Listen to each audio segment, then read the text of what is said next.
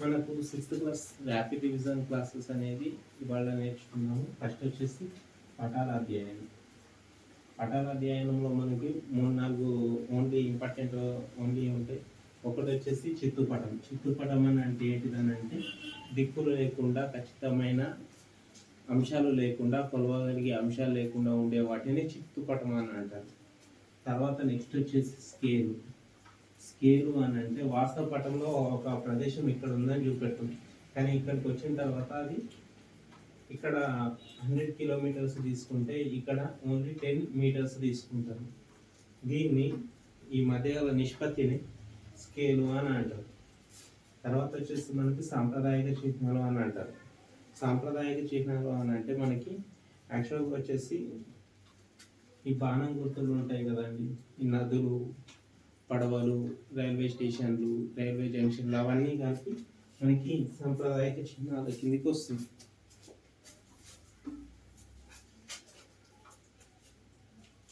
తర్వాత మనకు వచ్చేసి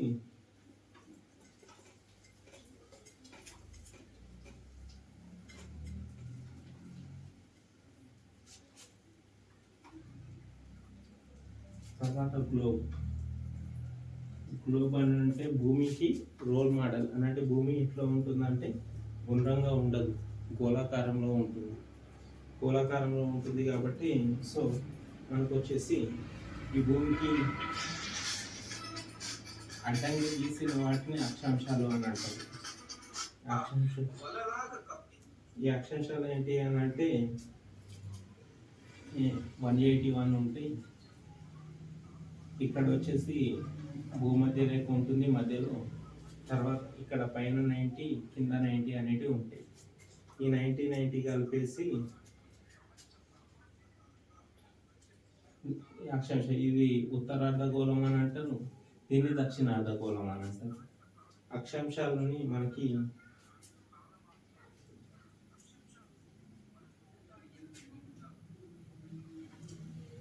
తర్వాత వచ్చేసి మనకి భూమి అనేది ఇలా ఉంటుంది కదండి. భూమిలో మనకి 5 రకాలైన సముద్రాలు ఉంటాయి. పసిఫిక్ మహాసముద్రం, అట్లాంటిక్ మహాసముద్రం, అంటార్కిటిక్ మహాసముద్రం, బంగాళాఖాతం, అట్లా అవన్నీ 5 ఉంటాయి.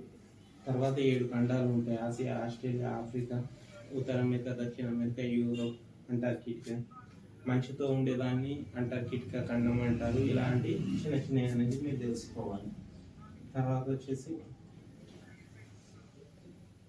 నిలువుగా ఉండే వాటిని రేఖాంశాలు అని అంటారు. తర్వాత వచ్చేసి ఇవి మొత్తం మనకి 360 ఉంటాయండి. 180 డిగ్రీల తూర్పు రేఖాంశాలు ఉంటాయి, 180 డిగ్రీలు పశ్చిమ రేఖాంశాలు ఉంటాయి. 0 degrees గ్రీనిచ్ రేఖాంశం అని ఉంటుంది. ఇది వచ్చేసి మనకి తర్వాత వచ్చేసి మనకి భూస్వరూపాలు.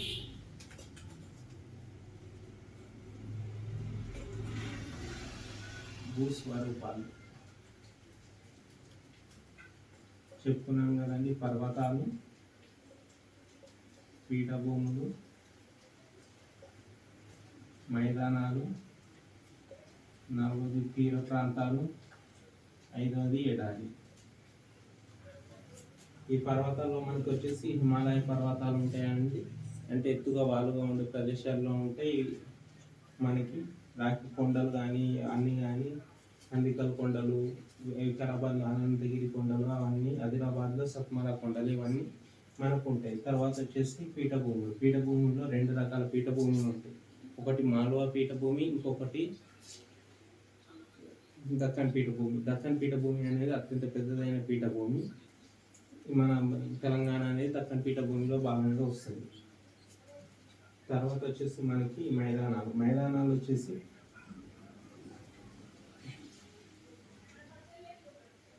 డెల్టా అనేది త్రిభుజాకారంలో ఉంటుందండి. సముద్రంలో అనేక చిన్నది అనేది డెల్టా. ఈ డెల్టాలలో పెనమపూర్ అనే ఒక గ్రామం ఉంటుంది, ఇది విజయవాడలో ఉంటుంది. తర్వాత వచ్చేసి మనకి నైరుతి ఋతుపవన కాలం వచ్చేసి నైరుతి ఋతుపవన కాలం జూన్ నుంచి అక్టోబర్ దాకా ఉంటుందండి. సాల్వా పంట అనేది మనకి జూన్ నుంచి అక్టోబర్ దాకా వేస్తే సాల్వా, దాల్వా అనేది డిసెంబర్లో వేస్తారండి, గుర్తుంచుకోండి. తర్వాత మైదానాలు, ఈ మైదానాలు వచ్చేసి ఎక్కువ ఉండేది మైదానాలు. తర్వాత వచ్చేసి తీర ప్రాంతాలు. తీర ప్రాంతాలు అని అంటే అవి ఏమేమిటి అని అంటే సముద్ర తీరంకి ఎక్కువగా ఉండే వాటినన్నిటిని తీర ప్రాంతాల కిందనే పరిగణిస్తారు. ఎడారి వచ్చేసి మనకి రాజస్థాన్లో ఒక ఎడారి ఉంది, అది తారి ఎడారి, అదే అతిపెద్ద ఎడారి. మన భారతదేశానికి వచ్చేసరికి సహారా ఎడారి అనేది అతిపెద్ద ఎడారి. తర్వాత వచ్చేసి మనకి ఇది ఎడారి, ఇది ఆరవల్లి శ్రేణుల్లో ఉంటుంది. ఇది మనకి భూస్వరూపాల గురించి.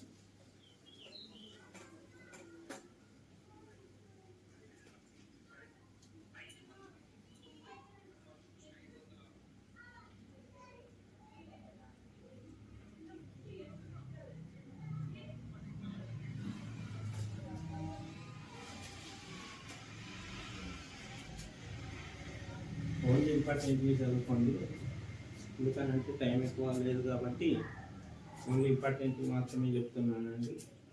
డోకూర్ అనేది ఒక పీఠభూమి అండి, ఇది దేవరకద్రలో ఉంటుంది.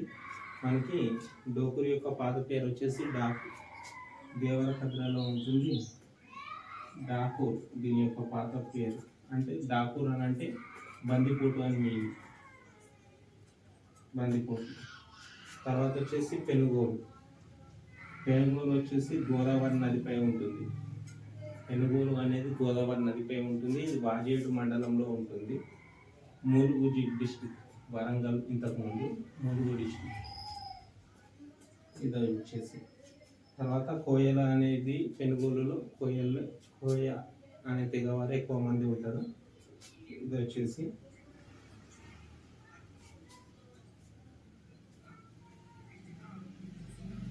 తర్వాత మనకు వచ్చేసి ఇవన్నీ మనకి అవసరం లేదండి. పెనుగోలు గురించి దాని గురించి అవన్నీ అవసరం లేదు. ఇక్కడ ఉండేటి ఏంటి అని అంటే వరి నాట్లు వేసేటప్పుడు లేడీస్ వర్క్ చేస్తారు. మామూలుగా వరి కోతకు వచ్చేసరికి లేడీస్ అండ్ జెంట్స్ ఇద్దరు పనిచేస్తారు. మామూలుగా అలా అడుగుతుండొచ్చు. తర్వాత మళ్ళీ మనకు వచ్చేసి 1979, 2003, 2006లో కృష్ణానదికి వరదలు వస్తాయి. ఇది ఒకటి గుర్తుంచుకోవాలి.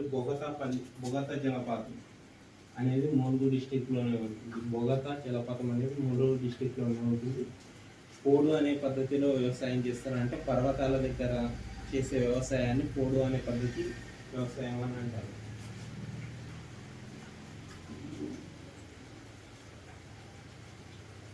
తర్వాత మనకి ఆహార సేకరణ, ఆదిమానవుల నుంచి ఆహార సేకరణ అని అంటే ఇంతకుముందు ఆదిమానవులు ఉండేవాళ్ళు అని అంటే వాళ్ళు సినిమాలో చూపెట్టినట్టు వాళ్ళు ఏకాంత జీవితం గడుపుతుండే. కానీ పునరుత్పత్తి కోసం, సర్వైవల్ కోసం వాళ్ళు ఏం చేశారని అంటే ఒక సాంఘికంగా నిలబడి ఎలా చేశారనేది ఆహార సేకరణ. అంటే పనిముట్లు అనేవి పెద్ద పెద్దగా పెట్టుకోవడం, పెద్ద పెద్ద జంతువులు వచ్చినప్పుడు వాటి నుంచి రక్షించుకోవడం కోసం కానీ, ఆహారం కోసం వాటిని స్థూల ధాతు పనిముట్లు అని అంటే మామూలుగా చిన్న చిన్న పనులకు యూజ్ చేసే వాటిని సూక్ష్మ ధాతు పనిముట్లు అంటారు. అలాగే వాళ్ళు అభివృద్ధి చెందుతున్న కొద్ది కొన్ని యుగాలు వస్తాయి. ప్రాచీన శిలాయుగం, నవీన శిలాయుగం, మధ్య శిలాయుగం. ప్రాచీన శిలలు అని అంటే శిలను ఉపయోగించి మామూలుగా కత్తు చేసేదాన్ని ప్రాచీన శిలాయుగం అని. నవీన శిలాయుగంలో వీటిని మామూలు నుంచి వాడుకునే రకానికి వచ్చిన దానికి మధ్య శిలాయుగం అని. నవీన శిలాయుగంలో మొత్తం లోహాలు అనేవి వాడేదాన్ని నవీన శిలాయుగం అంటారు. మనకి ఇక్కడ వచ్చేసి కొన్ని మన తెలంగాణలో ఆమ్రాబాద్లో కానీ అక్కడ ఇక్కడ అనేది తెలుస్తుంది. తర్వాత మనకి చౌటుప్పల్లో ఆ రోజు ఆదివారం సంత జరుగుతుంది. చౌటుప్పల్ అనేది యాదాద్రి భువనగిరి జిల్లాలో ఉంటుంది. తర్వాత కొత్తరాతి పనిముట్లతో చేసేదాన్ని కొత్తరాతి యుగం అని అంటారు. ఆమ్రాబాద్ నాగర్ కర్నూలులో ఒక రాతి గొడ్డలు దొరికింది. ఆమ్రాబాద్ నాగర్ కర్నూలులో సేరుపల్లిలో మహబూబ్ నగర్లో ఒక దొరికింది. తర్వాత మనకు వచ్చేసి ఇది మనకి ఆహార సేకరణ గురించి అంటే అప్పుడు ఆహార సేకరణ ఎలా చేసేవారు అనేది మనకి ఇది వచ్చేసి